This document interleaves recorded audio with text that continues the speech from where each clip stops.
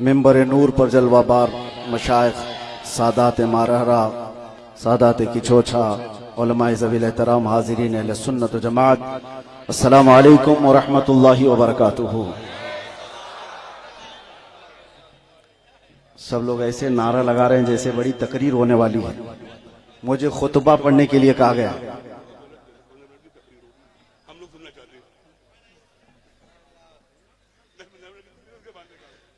मैं खुतबा निकाह पढ़ने के लिए आया हूं और ऐसे लोग नारा लगा रहे हैं जैसे कोई तकरीर करने आए हैं। लेकिन हजरत का हुक्म हुआ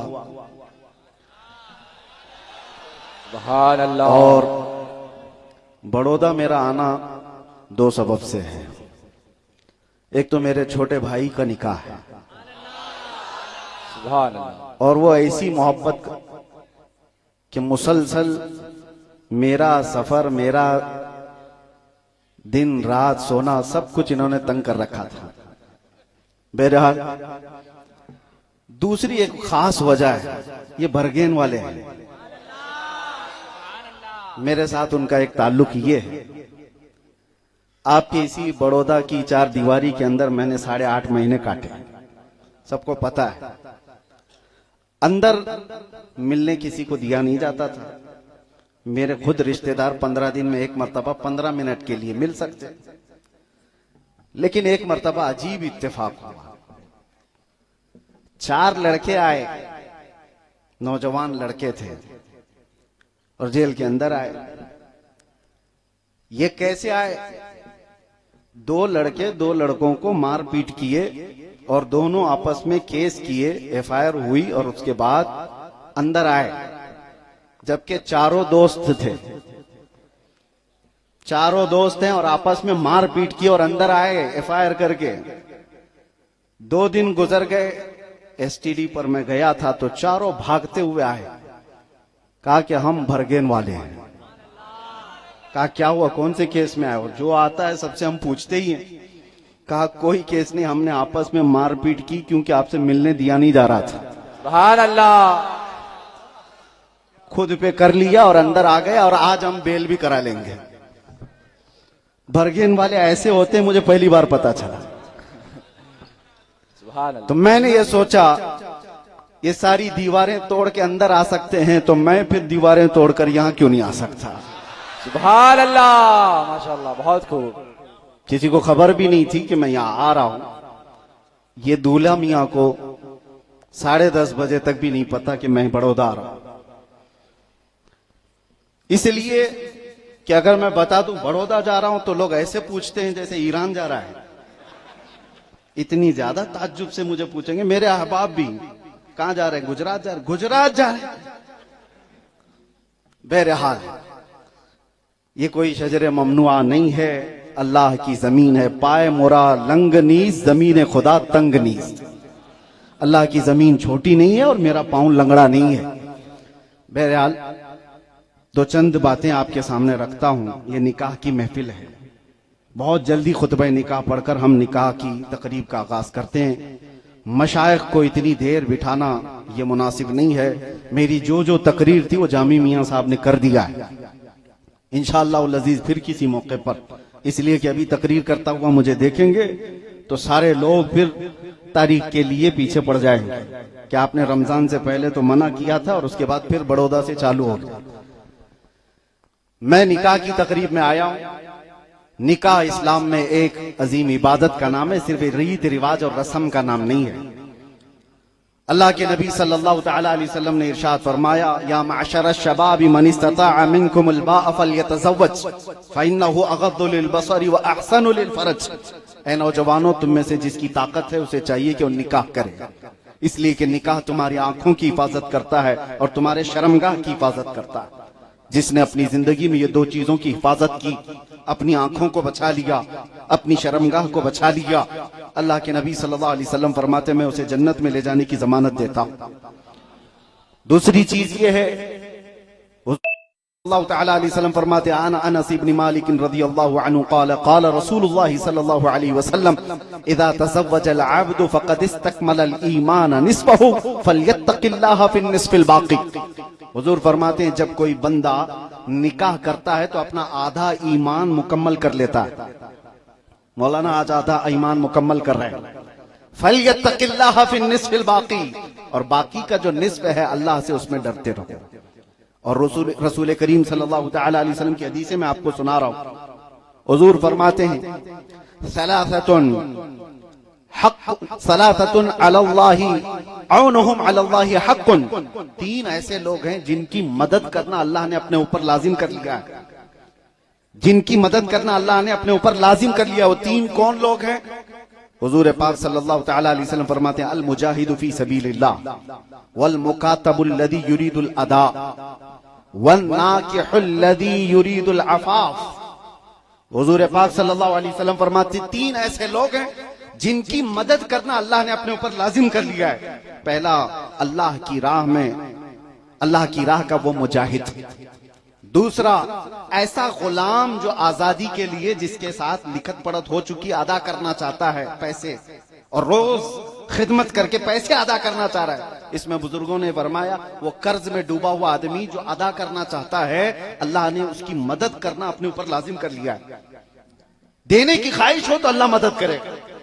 तीसरा, वो शख्स अन्नाकिहुल लदी युरीदुल अफाफ, ऐसा निकाह करने वाला जो अपने जिस्म की सलामती या पाकीज़गी चाहता है, गुनाहों से बचना चाहता है, अल्लाह उसकी मदद अपने ऊपर लाजिम फरमा लिया। और हुजूर का ये भी फरमान है निकाह को इतना आसान कर दो कि जिना करना मुश्किल हो जाए। लेकिन जमाना बदल गया, जिना अब आसान हो गया। किसी भी जगह मुंह मारना नौजवान को आसान हो गया। यहां तो चलो अरबों की हालत आज इतनी है, मेरे बहुत सारे लोग हैं वहां पर अरब में, उनके लिए इतना डिफिकल्ट है, 40-40 साल हो जाते हैं उनकी शादियां नहीं हो पाती, क्योंकि दोनों तरफ इफरात और तफरीत है। हमारे यहाँ भी, हमारे यहाँ लड़कियों के लिए अजाब बना दिया, वहां लड़कों के लिए अजाब है। यहां तो सारा कुछ लड़की के बाप के ऊपर है ना, जहेज देना, मेहर दे, जहेज देना, घर देना, बहुत कुछ। दूल्हा क्या क्या नहीं मांगता। अरे उत्तर प्रदेश में मैंने तो देखा मौलवी लोग भी गाड़ियां मांगने लगे। तुफ है, लानत है उनके इल्म पर। अगर वो नहीं बदल सकते तो फिर कौम के बदलने की क्या उम्मीद करते हैं? वो यहां पर है और अरबों में मैंने देखा वहां पर सारा का सारा लड़कों के ऊपर। अरे उनको एक शादी करने के लिए 25 से 30 लाख ये मिनिमम है, 40 लाख 50 लाख का खर्चा है एक लड़की से निकाह करने का। तो नौजवान सोचता है आसानी देखते हैं किसी लड़की के साथ, एक रात गुजारा, 2 रात। उम्मत को जिना में मुब्तला करने वाली खुद कौन है? अब आइए मैं दो चंद बातें आपके सामने अर्ज करूं। निकाह करने से पहले भी हुजूर पाक सल्लल्लाहु अलैहि वसल्लम ने फरमाया 4 चीजें औरत के अंदर देखो। कोई भी आदमी निकाह करता है तो 4 वजह होती हैं। या तो औरत बड़ी खूबसूरत है इसलिए उससे निकाह कर रहा है। मौलाना आप किस लिए कर रहे हैं वो भी देख लेना, बहुत खूबसूरत होगी, या तो फिर बहुत बड़े खानदान वाली होगी। 2 चीजें, या तो फिर बहुत मालदार होगी। चौथी चीज हुजूर फरमाते हैं या तो बहुत दीनदार होगी, अखलाक वाली होगी। अब सुनो, जिसने सिर्फ खूबसूरती देख करके निकाह किया, हुजूर फरमाते हैं अनकरीब वो फितने में मुब्तला हो जाएगा। ऐसे फितने में कि वो अपनी बीवी से ही शक करते रह जाएगा। दूसरा, वो जो सिर्फ बड़ी मालदार औरत को देख करके निकाह किया है, हुजूर फरमाते हैं अनकरीब वो लोगों में मोहताज बना दिया जाएगा, फकीर बन जाएगा। और जो सिर्फ बड़ा खानदान देख करके निकाह किया है, हुजूर फरमाते हैं वो लोगों में जलील हो जाएगा। और जिसने अखलाक और किरदार देखा, हुजूर फरमाते हैं उसके निकाह में दुनिया में भी अल्लाह बरकत देगा, आखिरत में भी बरकत देगा। लेकिन इसका मतलब ये नहीं है कि खूबसूरती देखना ही नहीं है। इसका मतलब यह नहीं है कि अच्छा खानदान या माल वाली को शादी करना ही नहीं है, बल्कि हदीस का मफहूम यह है पहली नजर वो 3 चीजें ना हो। पहली नजर उसके अखलाक और किरदार। पहले की औरतें जाती थीं और लड़की देखने के लिए पहले घर वालों से पूछती थी कुरान कितना पढ़ा है, लेकिन अभी जाकर के पूछती है कढ़ाई आती है, सिलाई आती है, रोटी पका लेती है, बिरयानी पका लेती है, क्या क्या करती है। अरे तुम तो लड़की को मशीन बना करके लाने के लिए सब सवालात कर रहे हो। काश एक चीज आपके सामने रखूं, लड़की को देखने वाले लोग, हाँ, जो देखने के लिए जाते हैं और ऐसी खूबसूरत उनको चाहिए, अपना चेहरा कभी आईने में देखा नहीं। और बहू कैसी चाहिए उनको, आसमान से उतरी हुई, बिल्कुल पानी पियो तो गले से नजर आए। और खुद क्या है, कभी देखा ही नहीं आईने में। मेरे अजीजों, एक शख्स की तारीख बताता हूं, नजमुद्दीन अय्यूब, कुर्दिस्तान का रहने वाला एक सिपाही सालार, बहुत बेहतरीन जंगजू सिपाही, शादी नहीं करता था। नजमुद्दीन नाम है, तवज्जो चाहता हूं। उसका भाई असदुद्दीन कहता है कि भाई तू शादी क्यों नहीं करता? काम मेरे लायक कोई लड़की ही नहीं दिखती, मेरे लायक ही नहीं है, कोई लड़की दिखती ही नहीं। वैसा नौजवान नहीं था जो लायक लड़की के लिए यहाँ जो सोचता है, क्राइटेरिया बनाया हुआ है, ऐसे बाल होने चाहिए, ऐसी नाक होनी चाहिए, ऐसी आंख होनी चाहिए। हाँ, हमने नौजवानों को सुना है वो लिस्ट लेकर के घूमते रहते हैं, इतनी पतली होनी चाहिए, इतनी आंखें ऐसी होनी चाहिए, ऐसा रंग होना चाहिए। ढूंढते ढूंढते लास्ट में कुछ नहीं मिलता तो फिर कहता बस औरत होनी चाहिए। हाँ, 30-35 साल का हो गया, कुछ नहीं मिल रहा है तो लास्ट में लिस्ट में एक ही चीज बची, बस औरत हो जाए। वो नजमुद्दीन ऐसा नहीं था। वो क्यों कह रहा था कि मुझे कोई लड़की मेरे लायक दिखती नहीं? असदुद्दीन ने पूछा, मैं तेरा निकाह का पैगाम भेजूं? कहा शाह सल्जूक बादशाह के बेटी से या वजीरुल मलिक की बेटी से, ये बगदाद के लोगों की बात कर रहा हूं। उसने कहा नहीं, उनकी बेटियां लायक नहीं मेरे। असदुद्दीन घबरा करके निकल गया। भाई उसका कहा कि बादशाह की बेटी, वजीरुल मलिक की बेटी तेरे लायक नहीं है, तो फिर कौन है तेरे लायक? सुनो, नौजवान कहता है, उम्र हो रही थी 30 साल की, कहता है मैं चाहता हूं ऐसी लड़की मुझे मिले जो मेरा हाथ पकड़कर मुझे अल्लाह तक पहुंचाए, मुझे अल्लाह तक पहुंचाए। और मैं चाहता हूं मुझे एक ऐसी लड़की मिले जिसकी कोख से ऐसा बच्चा जन्म हो जो बैतुल मुकद्दस को फतह कराए। ये मेरी नीयत है। असदुद्दीन जो सगा भाई था वो उठकर चला गया, पता नहीं कहां मिलेगी। अब ये नजमुद्दीन अय्यूब, कुर्दिस्तान का रहने वाला एक सिपाही, मस्जिद में जाया करता था। तकरीर की एक मस्जिद में शेख आजम, मुफ्ती आजम जो वहां के थे, रोजाना उनसे मुलाकात होती थी। मगरिब के बाद बैठा हुआ था, चंद दिनों के बाद शेख मुफ्ती ये तकरीर वहां बैठे हुए थे। अचानक खिड़की से एक औरत की आवाज आई। कहा कि हुजूर मुझे पर्दे में कुछ बात करनी है। जो मुफ्ती आजम थे उस इलाके के, उन्होंने नजमुद्दीन से कहा बेटा तुम बैठो, एक औरत आई है मैं बात करता हूं। कहा हुजूर बात कीजिए। वो लड़की, जो औरत जो खिड़की से बात कर रही थी, वो कह रही थी आपने जो रिश्ता भेजा था मैंने ठुकरा दिया। कहा क्या हुआ? बहुत अच्छा रिश्ता मैंने तुझे भेजा था, क्यों ठुकराया? कहा नहीं, वो सिर्फ जाहिर का दिखता है, बाकी कुछ है नहीं। कहा तू क्या चाहती, कितने रिश्ते ठुकरा चुकी है? वो खातून पर्दे के पीछे से कहती है मुझे बस एक ऐसा रिश्ता चाहिए जो मेरा हाथ पकड़कर मुझे अल्लाह तक पहुंचाए। एक ऐसा रिश्ता चाहिए जिसके साथ गुजरने के बाद मुझे एक बेटा अल्लाह दे जो बैतुल मुकद्दस आजाद कराए। नजमुद्दीन मस्जिद में बैठे सुन रहा था, मेरी जो तमन्ना है वो ही इसकी भी है। शेख आजम से कहता है, जो मुफ्ती आजम थे, कहा कि हुजूर वो कौन लड़की है? कहा वो मोहल्ले के फकीर घराने की लड़की। कहा मैं उससे निकाह करना चाहता हूं। कहा तू गवर्नर है, तू सिपह सालार है, वो फकीर घर की है।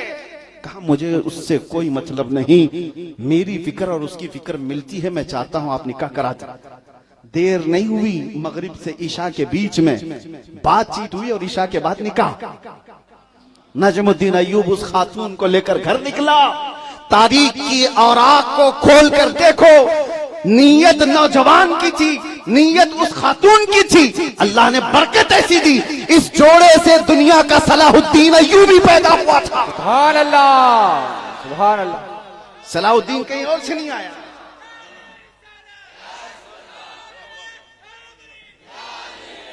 इस जोड़े से सलाहुद्दीन पैदा हुआ था, और जो सलाहुद्दीन बैतुल मुकद्दस को आजाद कराया था, आज तक नस्लों में उसका नाम जिंदा है। इसलिए हम कहते हैं शादी से पहले नीयत अच्छी रखो तो फल भी अच्छे आए। हाँ, मशीन बना करके ला रहे हैं औरत को, तो क्या निकलेगा वहां से? मशीन से मशीन ही निकले। तुम सोचते हो, हमेशा लोगों को अक्सर ये सुना गया है कि मेरे घर में इमाम हसन, इमाम हुसैन के खादिम पैदा हो। अरे हसन और हुसैन जहां पैदा होंगे घर में फातिमा भी होना चाहिए। फातिमा की कोख से ये जन्म लेते हैं तो अपनी नीयतें सही रखो। जिनके निकाह नहीं हुए उनके लिए तो ये नसीहत है, जिनके हो चुके, खैर मैं तो देख रहा हूं स्टेज पर ये जो नूरानी मंजर है निकाह का है, निकाह का इन पर इतना रश्क हो रहा है, हमें दूसरा निकाह करने की ख्वाहिश हो रही। भाई ये कट कर देना वीडियो में से, मेरे घर पर ना जाए। मैं इन पर रश्क कर रहा हूं कि निकाह की ऐसी महफिल हो। और अल्लाह के नबी सल्लल्लाहु अलैहि वसल्लम की एक हदीस सुनाकर खुतबा पढ़ता हूं, सुनिए। अल्लाह के नबी सल्लल्लाहु अलैहि वसल्लम से पूछा गया कि कौन से निकाह में सबसे ज्यादा बरकत होगी। हुजूर फरमाते इन्ना अअज़मन निकाहि बरकतन ऐसरुहु मऊनतन, सबसे ज्यादा बरकत वाला निकाह वो होगा जिसमें खर्चा कम किया गया, जिसमें खर्चा कम किया गया होगा। हाँ, सारे लोग ये सुन ले, बड़े बड़े पैसे वाले लोग, तुम्हारे चोंचलों की वजह से गरीबों की शादियां मुश्किल हो गई। तुमने जो लुटा लुटा करके बड़े बड़े महल्लात और जितने भी पैसे लुटा लुटा करके शादियों का रिवाज किया, गरीबों की शादियां मुश्किल हो गई। ये कर्जे ले ले करके अपनी बेटियों का शादी करने पर मजबूर हो गए, इसलिए कि ये सारा बुरा रिवाज आया है मालदारों से, ये सारा रिवाज आया है पैसे वालों से, और गरीब उसकी बराबरी करने की कोशिश करता है। वरना क्या है, उसके दिल में भी तो ये तमन्ना है, मेरी बेटी क्या सोचेगी कि मेरा बाप मुझे सही से शादी भी नहीं करके दे सका। निकाह करने का ये तरीका हो कि बुजुर्गों के सामने बिठाओ कदमों पर, ये देखो दूल्हा अमामा पहना है, कपड़े पहना है, ऐसी ही है जो पूरे जिंदगी में जो कपड़े पहन रहा हो। एक निकाह को इतना आसान कर दो। और एक बात, हुजूर पाक सल्लल्लाहु अलैहि वसल्लम के पास एक सहाबी आए, काले रंग के थे, बहुत काले रंग के थे, अब्दुल्ला अस्वद उनको कहा गया है, साद भी नाम है। कहा हुजूर मदीने में कोई मुझे बेटी ही नहीं देता। हुजूर ने फरमाया तू ईमान वाला है, मैं तेरा निकाह करता हूं, एक जगह जा, उमैर वहब सख्फी के घर, उसकी बेटी मदीने की सबसे खूबसूरत लड़की, मैं तेरा निकाह उससे करता हूं। एक जवान साहबी आए हुजूर की बारगाह में काले रंग के, और हुजूर ने कहा उनके घर जाओ, उनकी एक ही बेटी है मदीने की खूबसूरत, अंसारी साहबी। वो गए, कहा कि मैं तो हर जगह मुझे रिजेक्ट किया जाता है, और हुजूर ने कर दिया तो कर दिया, गरीब भी है। वो गए हजरत उमैर के घर, कहा कि हुजूर पाक सल्लल्लाहु अलैहि वसल्लम ने भेजा है। उन्होंने देखा ऊपर से नीचे, क्यों भेजा है? कहा आपकी बेटी का निकाह का पैगाम लेकर आया। कहा मेरी बेटी? एक तरफ तो वो काले रंग के, सिया रंग के थे। कहा कि आप जाओ वापस, मैं रसूलुल्लाह से बात कर लूंगा। तो उनको तो कुछ बुरा नहीं लगा अब्दुल्ला अस्वद को, क्योंकि हर जगह घर दूसरे जिस जगह भी जाते थे रिजेक्ट कर देते थे। तो वो तो वापस आए हुजूर की बारगाह में। लेकिन सुनो वो कैसी सहाबिया थी। माँ बाप बात कर रहे थे, बेटी अंदर थी, बेटी अंदर से आई, बाहर पूछा अब्बा कौन आया था? कहा एक काला रंग का लड़का आया था। और पूछा बेटी ने क्या करने के लिए आया? कहा तेरे निकाह का पैगाम लेकर आया। कहा किसने भेजा? कहा रसूलुल्लाह ने। कहा आपने क्या कहा? कहा हमने तो वापस भेज दिया, बाद में बात कर लेंगे। बेटी कहती है अब्बा जान आपने कौन सी खता की? आपने आने वाले को देखा, भेजने वाले का रंग नहीं देखा। हम तो उसके गुलाम हैं जिसने भेजा है। आपने खता की है, फौरन जाइए हुजूर की बारगाह में माफी मांगे। माँ बाप दौड़ते हुए आए रसूलुल्लाह की बारगाह में। अभी वो नौजवान पहुंचे ही थे, उसके थोड़ी देर में माँ बाप आए, कहा या रसूलल्लाह हमसे खता हुई, कबूल करने में ताखीर हुई, हम अपनी बेटी का निकाह इनके साथ करने को तैयार। नबी पाक सल्लल्लाहु अलैहि वसल्लम ने उसी जगह निकाह कर दिया। तवज्जो। और अब्दुल्ला अस्वद से कहा जा शादी की तैयारी कर ले। कुछ सहाबा ने माल दिया, पैसे दिया, शादी की तैयारियां कर लो, जहेज जो भी हो, घर सजाने के लिए गए, मार्केट में सामान खरीद रहे थे। ये वो वक्त था जब जंगे ओहद का तबल बज चुका था। अचानक मदीने की गलियों में सहाबा तैयारी कर रहे थे। कहा कि मुशरिकीन मक्का मदीने पर हमला आवर हुए हैं, रसूलुल्लाह जा रहे हैं मैदान ओहद की तरफ। अब्दुल्ला अस्वद जो शादी का सामान खरीदने के लिए गए थे, अब वो नेजा, भाला, घोड़ा, खूद, सब कुछ जंग के सामान खरीद लिए, जितने पैसे थे सब खरीद लिए, कुछ भी नहीं बचाया कि जंग से वापस आने के बाद शादी करूंगा, पूरे पैसे लुटा दिए। और जंग में ऐसे आए हैं, लोहे की जीरा पहनकर, लोहे की टोपी पहनकर, घोड़े पे कभी बैठे नहीं थे, वो घोड़ा लेकर के आए। और मैदान में आए, जब लड़ने लगे, मेरे आका सल्लल्लाहु अलैहि वसल्लम दूर से देखकर सहाबा से कहते, जानते हो ये मुजाहिद कौन है? सहाबा कहते, या रसूल अल्लाह हम तो नहीं जानते, ये नया आदमी दिख रहा है, मदीने का तो नहीं दिख रहा, इतनी बहादुरी से लड़ रहा है। हुजूर फरमाते, उसकी कहनियों को देखकर मैं पहचान रहा हूं, वो मेरा अब्दुल्ला अस्वद है। आज उसको शादी का सामान खरीदने के लिए भेजा गया था, उसने सामान जंग खरीद लिया और अल्लाह की राह में आ गया। शाम होने से पहले खबर आई कि अब्दुल्ला अस्वद की शहादत हो गई, वो मैदान में शहीद हो गए। ये वो लोग हैं कि मेरे अजीजों, जिन्होंने हकीकत में कहा था, उन्हें जाना उन्हें माना, न रखा गैर से काम, लिल्लाहिल हम्द मैं दुनिया से मुसलमान गया। अजीजाने गिरामी, हुजूर सल्लल्लाहु अलैहि वसल्लम के पास एक सहाबी आया, उन्होंने कहा, हुजूर शादी की ख्वाहिश तो है लेकिन होती नहीं है, मेरे पास कुछ है नहीं। हुजूर ने फरमाया, जा मैं तेरा निकाह करूंगा, महर में देने के लिए कोई अंगूठी है तेरे पास? चांदी की अंगूठी एक महर में लेके आ, महर देना वाजिब है। उन्होंने कहा, या रसूलल्लाह चांदी की अंगूठी दूर की बात, मेरे पास लोहे की अंगूठी भी नहीं, इतनी भी हैसियत नहीं है। तो क्या हुजूर ने मना कर दिया कि अब शादी होगी ही नहीं तेरी? जैसे हम लोग करते हैं आज, क्या कमाएगा क्या खाएगा। हाँ, सब नौजवान बेचारा 15,000 कमा रहा है, माँ बाप कहते हैं 15,000 में बेटी को क्या खिलाएगा? अरे इसके पिज्जे बर्गर नहीं आते महीने में, हाँ उसको इनकार कर दो। मैं आपसे एक सवाल करता हूं, चलो 50,000 कमाने वाला जवान तुमको मिल गया और शादी के अगले ही महीने पूरा निठल्ला हो गया, क्या करोगे? नौकरी भी छूट गई, सब खत्म हो गया, अरे लंगड़ा लूला हो गया, क्या करोगे? तुम अल्लाह रज़्ज़ाक़ हकीकी पर अगर यकीन रखते हो तो अल्लाह की बारगाह में ये दुआ करके अपनी बेटियों को दो। हाँ, घर अच्छा देखना, उसके चाल चलन, ये सारी चीजें देखना है, लेकिन बहुत मालदार की तमन्ना लेकर के बैठे रहना, ये शरीयत का हुक्म नहीं है। हुजूर पाक ने उस सहाबी से कहा, ठीक है आजा, अंगूठी देने की भी काबिल तेरे अंदर ताकत नहीं है, एक काम कर, कुरान की कोई सूरे तुझे याद है? उन्होंने कहा, या रसूल अल्लाह फलां फलां सूरे मुझे याद है। हुजूर ने फरमाया, तेरा निकाह मैं एक अंसार सहाबी की बेटी से करता हूं और महर में कुरान की वो सूरतें उसे याद करा दे। निकाह को ऐसा आसान किया है, निकाह को ऐसा आसान किया है। बहरहाल अजीजा ने गिरामी वक़ार, मैं ये चाहता हूं कि आज नौजवान ऐसे उठें जो ये कहें कि हम बगैर जहेज के निकाह करने को तैयार हैं। मैं समझता हूं वो सबसे अजीम नौजवान होंगे, खुराफात को खत्म करने वाले वो मुजाहिदीन होंगे। लोग ये सोचते हैं, अब कुछ, मैं जबलपुर गया था मीलाद शरीफ में, मैंने कुछ नहीं कहा कि मेरे इस्तिकबाल में वो करो ये करो, कहा 12वीं शरीफ है, हुजूर की बारगाह में क्या तोहफा पेश करो।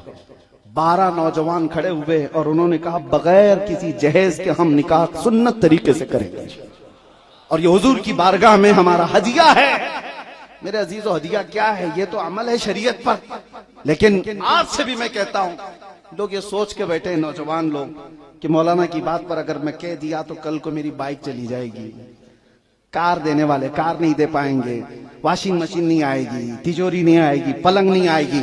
मैं उन नौजवानों को कहता हूं जो अपनी बीवी के घर से मांगते हो, इससे बेहतर है खटोरी लो, मस्जिद के बाहर बैठो, उससे ज्यादा मिल जाएगा। अल्लाह ने तुम्हें मर्द बनाया है, हाथ दिया है, कमाओ। और मेरे आका फरमाते हैं, सबसे बेहतरीन सदका एक लुकमा कमा कर अपनी बीवी को खिलाना। तुमको अल्लाह ने मर्द बनाया है, ससुराल से क्यों चक्कर लगाए बैठे हो, इंतजार में बैठे? बीवी थोड़ा सा कुछ हुआ, जा ससुरे अपने बाप से मांग के लिया, अपने भाई से मांग के लिया। उसको दबाव में डाल करके औरतों को जिस तरह से यहाँ जिंदगी गुजारने पर मजबूर किया जाता है, मेरे अजीजों ये रिवाज खत्म करें। आखिर में औरतों से भी मैं ये गुजारिश करता हूँ कि औरतों के लिए हुजूर पाक से पूछा गया, या रसूल अल्लाह सल्लल्लाहु अलैहि वसल्लम, औरत कैसे पता चले कि हमको अच्छी मिली कि बुरी मिली? सबसे अच्छी औरत कौन सी है?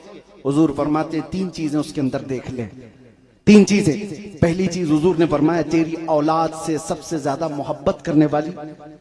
दूसरी चीज, तुम्हारी गैर मौजूदगी में तुम्हारे माल और तुम्हारी इज्जत की हिफाजत करने वाली।